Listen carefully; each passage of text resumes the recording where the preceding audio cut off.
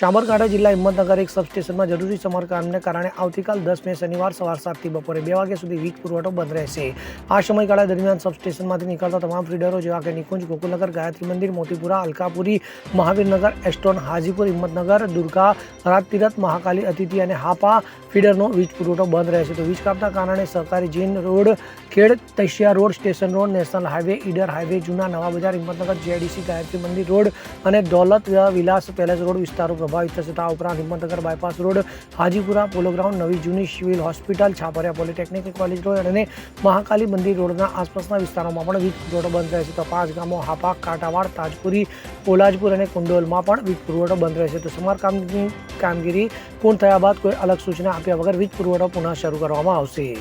Bureau report, CN24 news. હવે જુઓ દેશ દુનિયાની તમામ ખબરો તમારી આંગળીના ટેરવે।